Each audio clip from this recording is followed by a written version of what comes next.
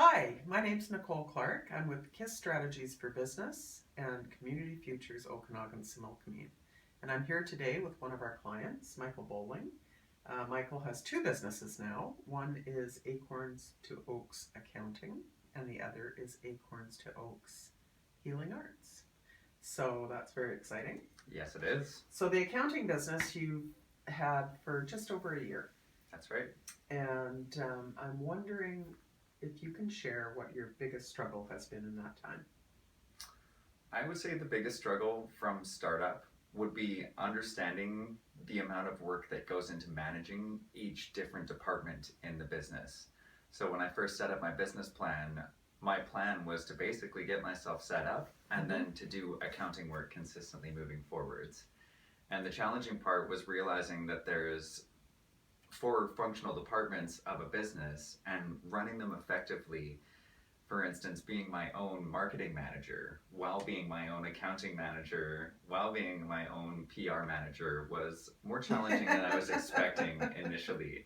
So while I can call myself a good manager and a good accountant within the business, I found it very difficult to be my own marketing manager as well. Right. So staying on top of all of those things has been the biggest challenge. Okay. So recognizing what your strengths are and doing something else with the weaknesses. Yeah, and just recognizing the weaknesses and knowing when it's time to outsource those to someone else to make sure your business is actually running as efficiently as possible. Great. Yeah.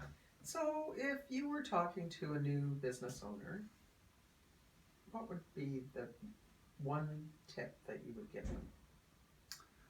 I would say it's really important to make sure that when you're writing a business plan, first of all, to make sure that you have a business plan and that you've put some time and thought into doing the market research and developing a plan for each functional department of your business.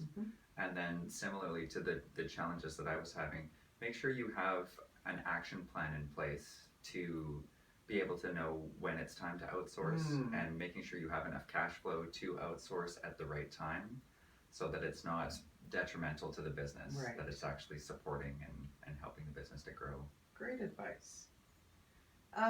We've done 2 business plans now, That's right. and they're very different businesses. Yes, they are.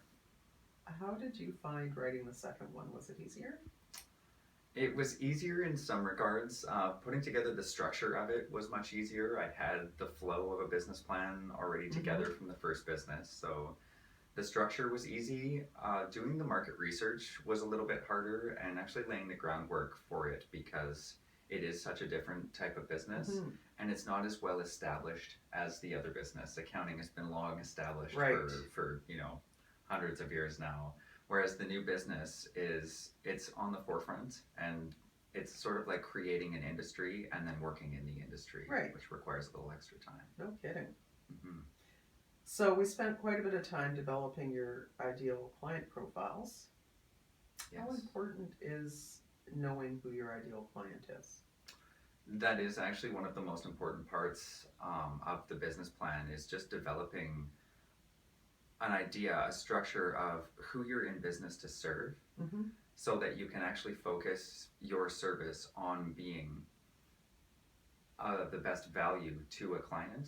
So knowing exactly who you're there to serve, so that you can work on attracting that type of client. Right. Because otherwise, if you find a client that doesn't fit that service model, you're going to have a hard time actually being of best service to them, and they'll have a hard time seeing the value of your services. Right.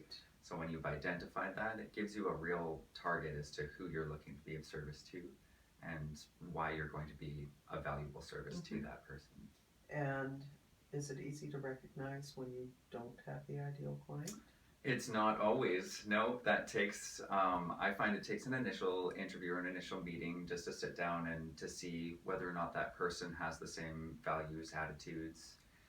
But when they do, it's usually quite easy to spot after a while, and then you know when it's right to work with someone, and after a time, you know when it's not the best situation. So have you fired any clients? I have had to fire a couple of clients, unfortunately, and honestly, it's hard not to get excited about just having a client in the first place when you're starting a new business, but it's really important to make sure that you are a right fit for the person you're working with.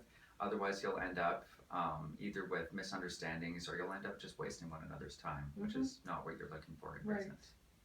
Well, thank you very much for spending this time with me. Thank you as well. And good luck in the new business. Awesome. Thank you. Good to see you. Good to see you.